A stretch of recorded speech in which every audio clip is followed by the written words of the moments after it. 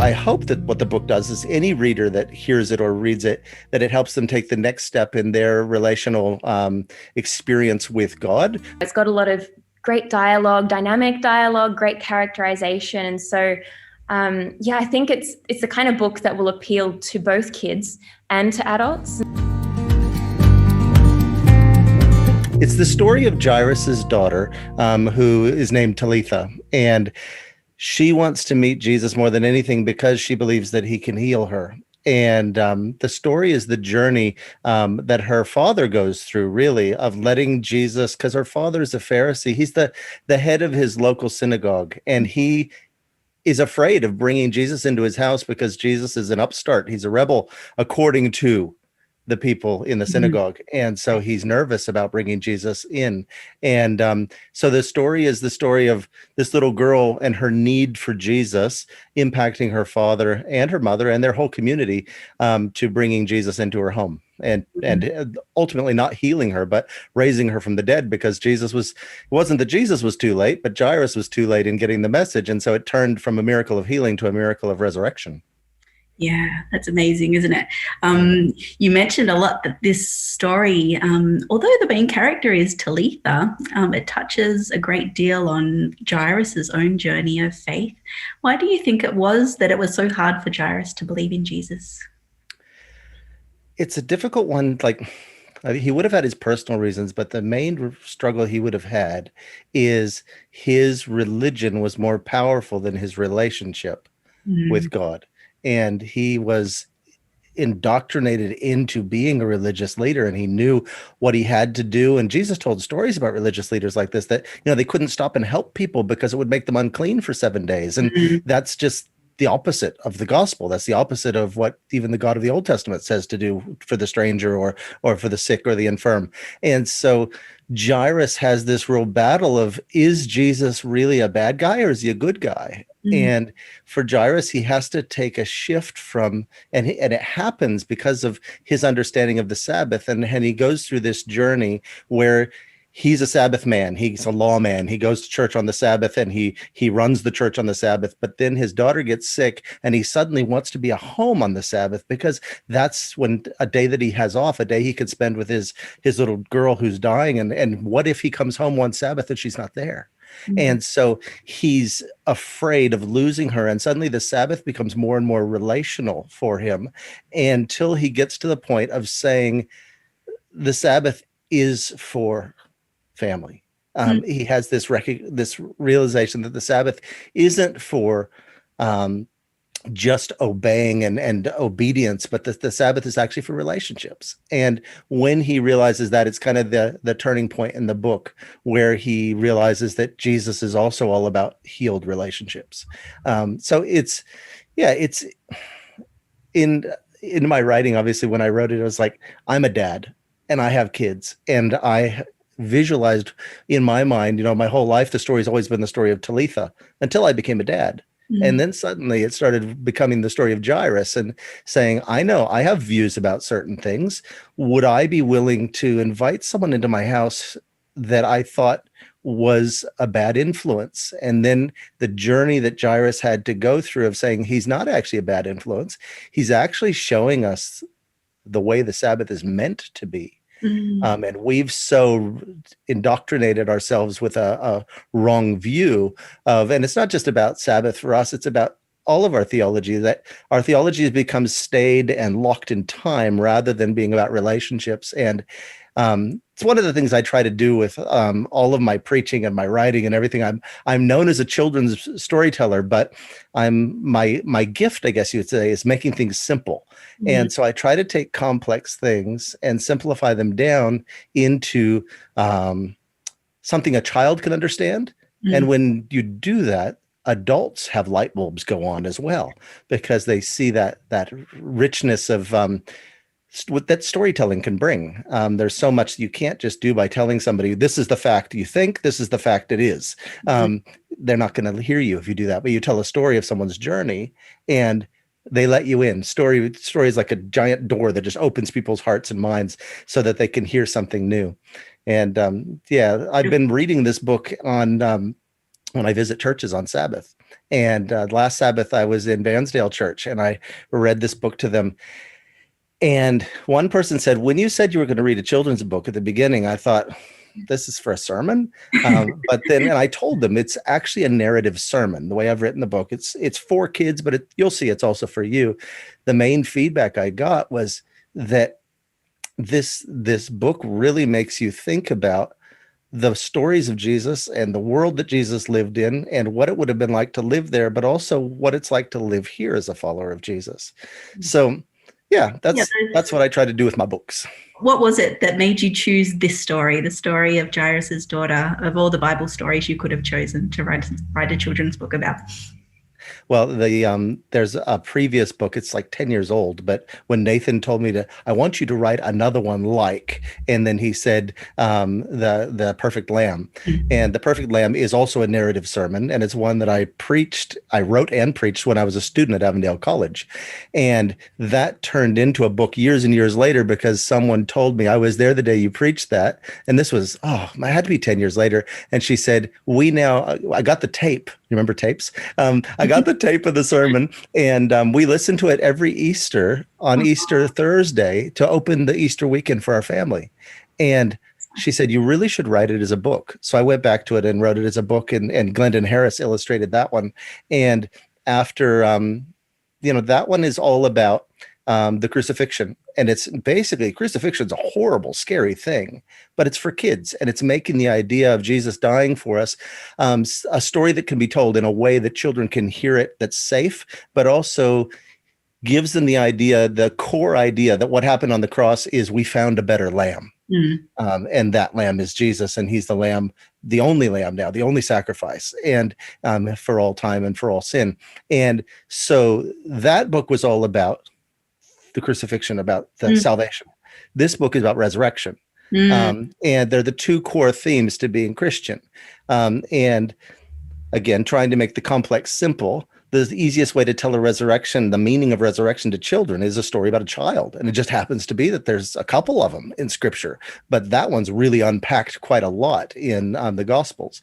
And so I chose that story because it tells the next deep theological teaching of Christianity, and that's the resurrection, and Jesus's resurrection, but also our own resurrection. And I really like in the book how you see the impact that resurrection, not only, of course, Talitha's resurrection has a big impact on her life because now she's alive and it makes a big impact on her family, but there's the thread that goes along with that of how Jesus' own resurrection, which came soon after, had an impact on Talitha and her family too. And that was one of the things that really struck me about the book. What is it that you hope that readers will take away from the book? I hope that they will take the next step, whatever that is, where they are. Kids, the next step may be just believing deeper in Jesus and recognizing that he is real and he really does love me and he would do a miracle like that for me. For parents, just believing might be taking that next step and saying, I need to be more open to relationships in my life and invest more time into the relationships, not because I'm trying to accomplish something else, but I'm just trying to build the relationship. Because there's nothing greater in humanity, really, than relationships and, reconciliation, restoration. That's the theme of the gospel. And Jesus was sent by his Father here to restore relationships, to make it possible for us to connect with the Father the way he created us to. So relationships are very important to God. So and should be to us. And so I hope that what the book does is any reader that hears it or reads it, that it helps them take the next step in their relational experience with God, but also with the people around them. Yeah.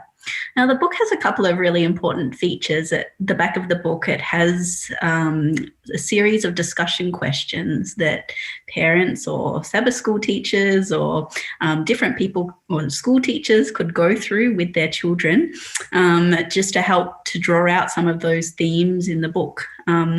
And so I think that's a really important tool, isn't it, that people can use to help to explain some of these things, to explain the importance of the resurrection, to explain the importance of faith, the beauty of relationships and the Sabbath. All of these questions will help kids and help even adult readers to draw out their understanding and to analyze what these things mean in their own personal faith.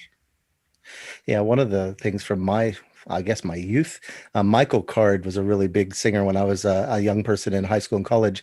And he has this one line in one of his songs that says, "Could it be that questions tell us more than answers ever could?" Mm-hmm. And that has been an inspiration to me my whole life, is leaving people with questions is so much more valuable than leaving them with answers, where they're just like, "Oh, I know everything now." Rather, here's a bunch of open-ended questions based on what you've just read.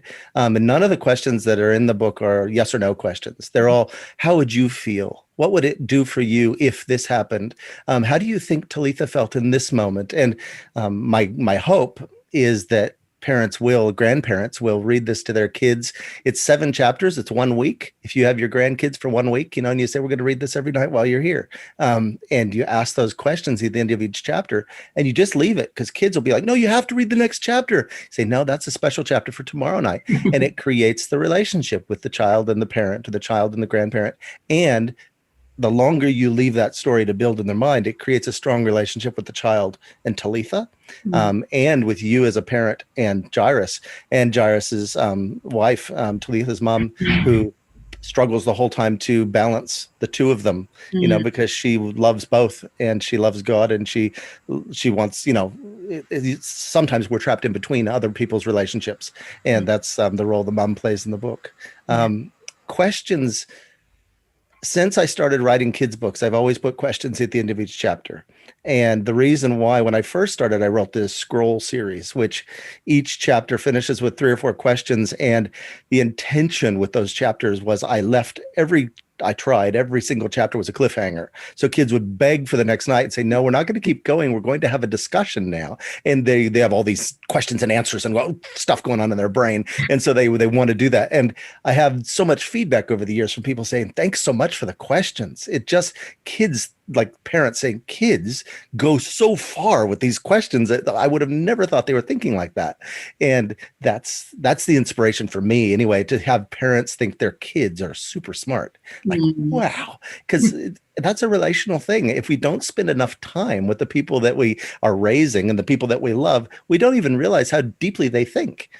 So parents being able to spend time with their kids, hearing their kids answer those questions, and also ask their own questions, and the parents going, I don't know. I'll have to find out. It's a very it's kind of the core of relationships, questions and answers and discussion. Wonderful. And along with the questions, the book features some beautiful illustrations by Maryellen Hacko. And if I could just get Maryellen to come on, we'll ask her a couple of questions about her work on the book. Maryellen, what was it that appealed to you most as you read through the story and began to think about what type of illustrations might go along with it? Yeah, well, I mean, I was very privileged to be able to read the book before anyone else got their hands on it. Which is, a real honor. But I think what really appealed to me about the story is, well, first of all, the way that Dave wrote it. It's got a lot of great dialogue, dynamic dialogue, great characterization. And so, I think it's the kind of book that will appeal to both kids and to adults. And so in my illustrations, I wanted to make the illustrations not too childlike and cartoonish, that they were only for kids, but also relatable to adults, because it's the kind of book I think that people can enjoy together, parents and children can enjoy together. But on top of that, I think what appealed to me most of all was this contrast brought out, and Dave mentioned it before, but just between the childlike faith of Talitha and her friend Josh and their other friend, and also sort of the Pharisaical and just adult, I guess, ways of the father, and that conflict there, and the way that the kids are able to be wide-eyed and love Jesus and just really believe everything he's about. And then the way that they can convince their father to follow Jesus and to believe Jesus was just so beautiful. So, it's definitely a story with, wisdom for both kids and for adults. So that was really cool. Oh, cool. And what was it that you wanted to bring out most when you were illustrating the story of the book? Was it a particular theme or something that you were hoping to highlight through the way that you did the illustrations? Yeah, great question. I think for me, there's a lot to be said in facial expressions and in body expressions as well. And I really tried as best I could to, give the characters big eyes and big expressions and try and have them, looking at each other in a certain way to try and communicate that emotion. And something else as well that we sort of figured out through the illustration process was that originally I had drawn the characters in modern sort of attire and in modern contexts. And then as we went along, we thought, no, it's much more important to show the historical context and to show kids that actually, this is the sort of, they wore headscarves and they wore, long dresses and sandals and things. And bringing out that historical, I guess, element, I think shows kids that actually, God works throughout all contexts. And this is what things looked like in the past. And I think it's both educational and beautiful to show that aspect. So yeah, it was all about the emotion, but also about the context for me. Fantastic. They really make a wonderful contribution to the book. So thank you very much for your work on those. And one last question for you both. I was just wondering, how has Just Believe encouraged your own faith? I think anytime you write something, especially with books, like when you write a sermon, you usually read it a few days later. But when you write a book, everyone else is really enthralled with it after you're done with it. It's been months and months, if not years, since you wrote it. And then you come back where this one actually happened quite quickly. And I started writing it at the beginning of last year and finished mid-year. And then it was out by Christmas. And it just inspires me to think that what we say and how we say it and what we teach matters, and that it can be handed on to the next generation. It can be the words we say and that we choose, and the way, like Maryellen said, the way we choose to frame it is really important, because when we speak to others, especially when we speak to children, everybody understands. And so speaking to children is a real honor. And I think that's probably the main thing that comes out to me whenever I write a kid's book and also do a children's story somewhere is the honor that it is to speak to everyone in the room. And that's children's content in general. You're reaching minds at all ages and all levels of spirituality on their journey towards the kingdom of God. Wonderful. And how about you, Maryellen?